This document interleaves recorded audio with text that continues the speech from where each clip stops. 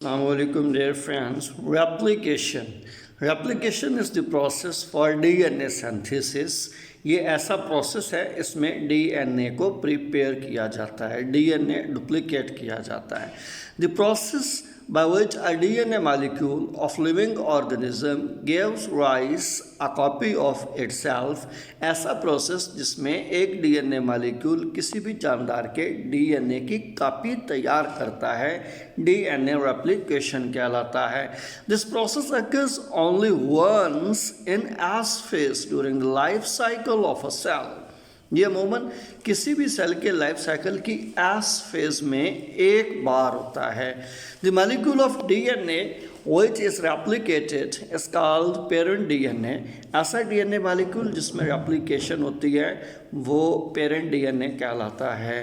While the molecules produced in this process are called daughter DNA. जबकि ऐसे molecules जो DNA replication के अमल के दौरान नतीजा के तौर पे पैदा होते हैं उन्हें डॉटर डीएनए कहा जाता है. अब parent DNA molecule after replication gives rise to daughter DNA molecules. एक पेरेंट डीएनए अमूमन रेप्लिकेशन के बाद दो डॉटर डीएनए मालिक्यूल पैदा करता है. Let's see models of DNA replication. तीन डिफरेंट किस्म के डीएनए रेप्लिकेटिंग मॉडल्स हैं. सबसे पहला है semi conservative replication, second conservative replication, third dispersive replication. पहले को डिस्कस करते हैं. Semi conservative replication. Watson Crick model suggests that DNA replicates in a semi-conservative manner.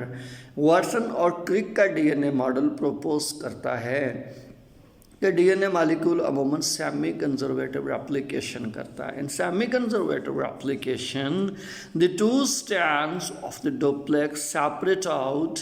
इस semi conservative mode of replication में दो डीएनए के स्ट्रैंड्स एक दूसरे से सेपरेट होते हैं and then each strand acts as a model और मोल्ड. तो हर स्ट्रैंड बतौर सांचे के काम करता है. Along which new nucleotides arrange to form two new duplexes. और हर सांचे के साथ नए न्यूक्लियोटाइड ऐड होते रहते हैं, अरेंज करते रहते हैं और दो नए डुप्लेक्स, दो नई कापियाँ बन जाती हैं. Very simple. इस सेमी कंजर्वेटिव रेप्लिकेशन मोड में दो डीएनए मॉलिक्यूल एक दूसरे से सेपरेट होते हैं, डीएनए स्ट्रैंड सेपरेट होते हैं और हर अलहदा होने वाला डीएनए स्ट्रैंड डीएनए मोल या डीएनए मॉडल या डीएनए का सांचा कहलाता है. और हर सांचे के साथ नए न्यूक्लियोटाइड ऐड होते हैं तो यूं दो डुप्लेक्स तैयार हो जाते हैं. This form of DNA replication is called semi conservative because each daughter duplex has one new strand and one parental strand. इसे इसलिए सेमी कंजर्वेटिव रेप्लिकेशन कहा जाता है कि इसमें हर डॉटर स्ट्रैंड के पास एक नया स्ट्रैंड और एक पेरेंटल स्ट्रैंड होता है. In this process by separation of two strands primary structure has been conserved. इस प्रोसेस में अमूमन प्राइमरी स्ट्रक्चर या पेरेंटल डीएनए मॉलिक्यूल हमेशा कंजर्व रहता है.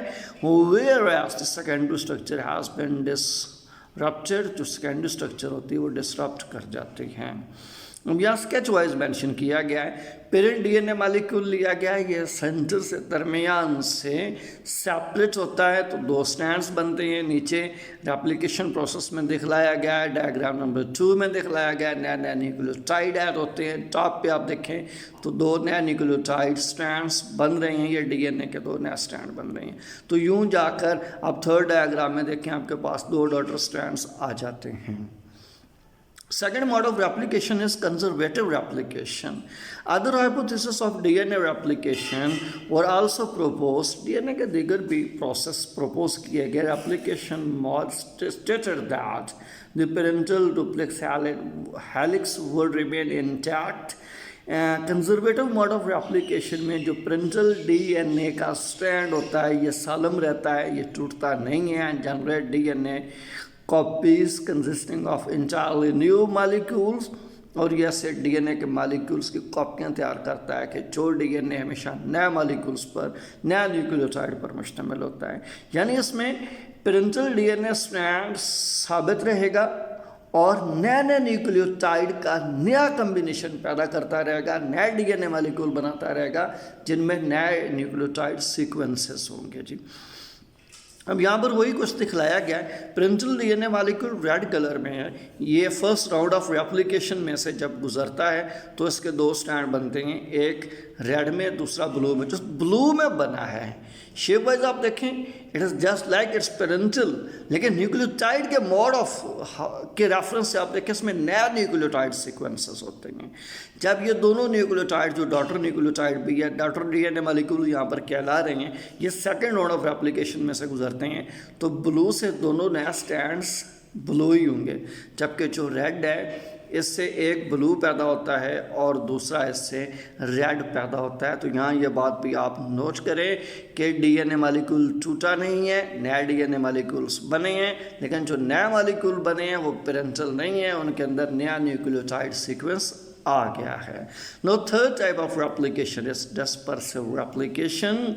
It produces two DNA molecules with sections of both old and new DNA interspersed along each strand. तो यह सब प्रोसेस है जिसमें डीएनए मॉलिक्यूल में दोनों तरह के डीएनए न्यूक्लियोटाइड होते हैं, नए भी होते हैं पुराने भी होते हैं। So all four stands post application have a mixture of old and new DNA. तो इसमें जो चार नए डीएनए स्ट्रैंड्स बनेंगे रेप्लिकेशन के बाद, उनके पास नए और पुराने डीएनए का मिक्सचर होता है। आप स्केच वाइज भी यहाँ पर आप देख सकते हैं कि पेरेंटल डीएनए मॉलिक्यूल है, इसमें फर्स्ट राउंड ऑफ रेप्लिकेशन चलता है। तो आप देखें जो पेरेंटल है ये रेड कलर में है, लेकिन जो daughter first round of replication के डीएनए मॉलिक्यूल हैं इसमें नए और पुराने दोनों आ रहे हैं, यानी नया कलर ब्लू न्यूक्लियोटाइड्स का है और ओल्ड इसमें रेड न्यूक्लियोटाइड का है। जब यही दोनों strand second round of replication में से जाएंगे फिर भी इनके अंदर नए और पुराने डीएनए न्यूक्लियोटाइड मिक्सेस होते हैं, यानी ब्लू कलर में भी होंगे और रेड कलर में भी होते हैं। Now here is a major difference among these three kinds of replication. Conservative replication mention किया गया है as one of the models that produces two DNA helices in which one helix contains entirely old DNA while the other helix contains entirely new DNA. Conservative ऐसे replication का तरीकाकार है जिसमें दो strand तो बनेंगे, एक स्ट्रैंड मुकम्मल तौर पे पुराना होता है, दूसरा स्ट्रैंड मुकम्मल तौर पे नया होता है। For semi conservative mode of replication that produces two DNA helices in which each helix contains one new strand and one old strand. ये ऐसा है जिसमें हर एक स्ट्रैंड में आधा नया स्टैंड होगा और आधा पुराना स्टैंड होता है। जबकि डिस्पर्सिव रेप्लिकेशन में it produces two DNA helices in which each stand contains alternating segments of old and new DNA. इसमें हर स्टैंड के अंदर पुराने डीएनए न्यूक्लियोटाइड और न्यू न्यूक्लियोटाइड के सेगमेंट्स लगे होते हैं, ये अल्टरनेट होते हैं, रिपीट हो रहे होते हैं, बार बार आ रहे होते हैं। जबकि हम यहाँ पर देखें कि conservative mode of replication accept किया जाता है, डिस्पर्सिव को भी एक्सेप्ट करते हैं, लेकिन जो सेमी कंजर्वेटिव रेप्लिकेशन है it is most accepted model. तो डीएनए हेलिसेस के हवाले से कंजर्वेटिव में out of two helices one contain entirely old DNA while the other contains entirely new. For the sake of semi-conservative mode of replication, each helix contains one new strand and one old strand. Same with dispersive mode of replication. Each strand contains alternating segments of old and new strands, जिनकी मैं अभी वजाहत कर चुका हूँ। Thank you for watching Hussain Lectures. Stay blessed. Allah Hafiz.